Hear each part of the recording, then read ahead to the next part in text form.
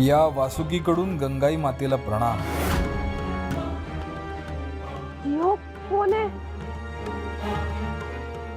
इथं तर साप होता ना। अगं आई, हा नागराज वासुकी आहे।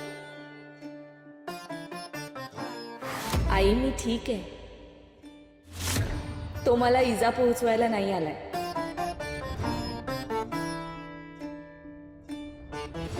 आई मला माहिती आहे तुला माझी किती काळजी येते, पण मग असं मनात लपवून का ठेवतेस? भीती वाटतेय तुझा, या सृष्टीपायी स्वतःच्या आयुष्याची वाट लावून बसून। त्यामुळे माझ्या मनात नसताना मला हे सगळं वागावंच लागलं, त्याशिवाय तू थाऱ्यावर येणार नाही।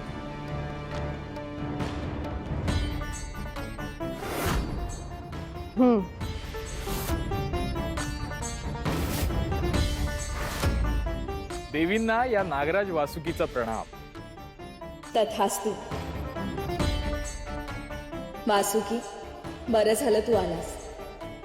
आम्हाला तुझ्याशी एका महत्वाच्या विषयावर बोलायचं। देवी, माझं काही चुकलं का? तू काही चुकीचं केलंयस का? नाही नाही देवी। मग एवढं घाबरतोस कशाला?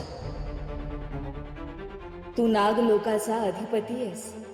तू काही चुकीचं करशील यावर आम्हाला विश्वास बसणार नाही। तुम्ही असे बोलता म्हणून धीर येतो देवी। वासुकी, आज आम्ही तुला एका वेगळ्या गोष्टीसाठी बोलवलंय। काय देवी? खरं सांगायचं तर आमच्या समोर एक नवी विवंचना उभी राहिली आहे। विवंचना? हो, आणि ती दूर करण्यासाठी आम्हाला तुझ्या सहाय्याची आवश्यकता आहे। देवी, आपण फक्त आज्ञा करा, मी त्वरित ती गोष्ट सिद्धीस नेईन। पण देवी, असे कोणते कार्य आहे ज्यामध्ये तुम्हाला माझी गरज भासत आहे?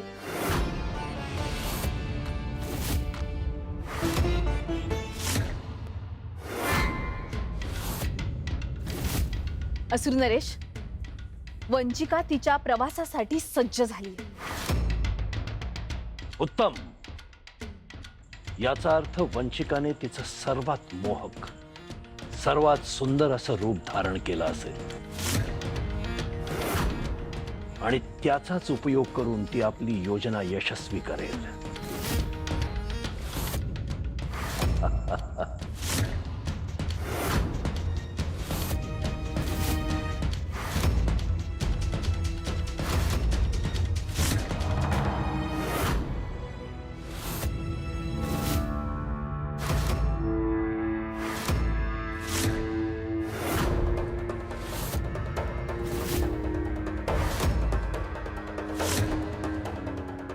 प्रणाम। वंचिका,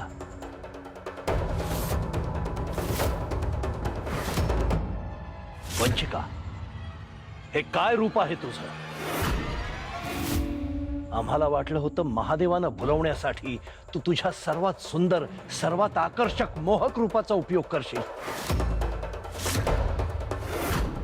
पण हे तर एका सर्वसामान्य स्त्रीचं रूप आहे। असुर नरेश, महादेव रूपाला भुलणारे नाहीत। असुर सम्राज्ञींनी स्वतः तुळजेचे रूप धारण करून त्यांना भुलवण्याचा प्रयत्न केला, पण त्या प्रयत्नात त्या अपयशी ठरल्या। महादेवांच्या नजरेत बाह्य सौंदर्याचं काहीच मोल नाही, ते मनाचा वेध घेतात। म्हणून यावेळेस आपल्याला मोहिनीचा नाही तर विश्वासाचा मार्ग स्वीकारावाच लागेल।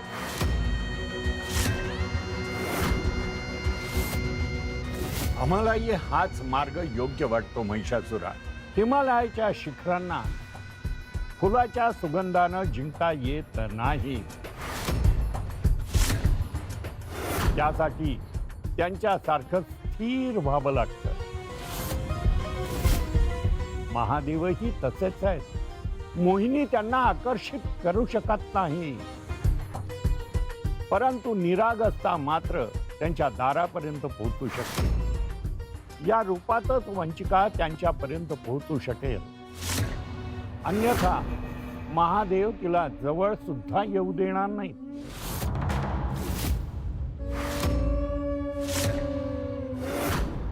ठीक आहे दैत्यगुरु. महादेवांना आपल्या इतकं जाणणारा इथे कुणीच नाही, आणि स्त्रीच्या मनाची गूढता जाणणार वंचिका इतकं कुणीच नाही.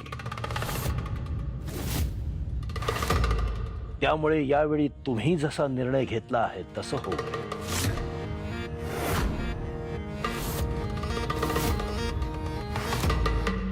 वंचिका, तू ज्या प्रवासाला निघालेली आहेस तो प्रवास साधा सुद्धा नाही.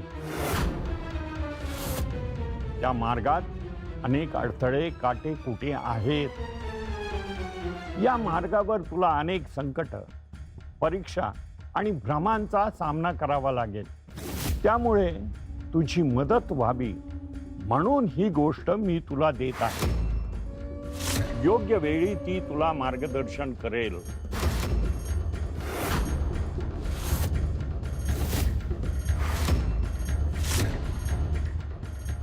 दैत्यगुरु, आपल्या आशीर्वादापेक्षा मोठं शस्त्र माझ्याकडे दुसरं काहीच नाही.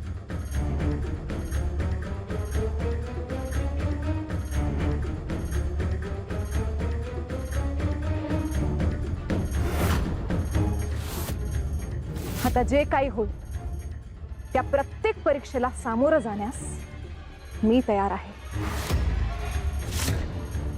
तुळजाचा दैवी अंश प्राप्त करून असुर कुलाच्या उद्धारासाठी मी यशस्वी होऊनच परते.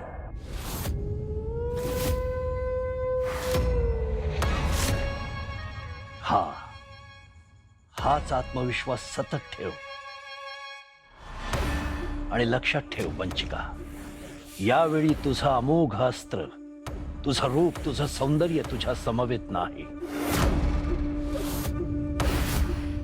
यावेळी तुझं प्रमुख अस्त्र आहे तुझी बुद्धी, तुझं प्रसंगावधान, तुझं चातुर्य. आणि सर्वात मोठं कवच म्हणजे तुझा संयम.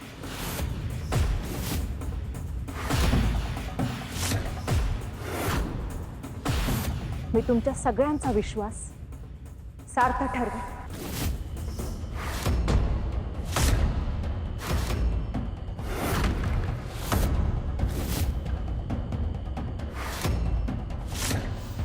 तुळजा, आमची ही चाल यशस्वी ठरणार हे निश्चित.